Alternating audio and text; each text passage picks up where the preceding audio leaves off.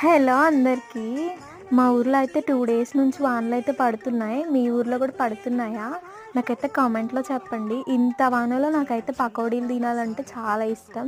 So, మా అమ్మని అడిగితే పకోడీలైతే చేస్తుందనమాట. ఇంకా వాన పడుతూనే ఉంది. ఇది తగ్గేటట్టు లేదులే అని చెప్పి ఇంకా చెట్న పూలేమన్నా వచ్చాయా? అలాగే చెట్లేమన్నా పడిపోయినాయా అని చూద్దామని అయితే బయటకొచ్చాను. సో చూసారా, కరివేపాకు చెట్టు అయితే ఆల్మోస్ట్ కింద కొంగిపోయింది. ఇంకా పూలైతే కొన్ని కాసాయి.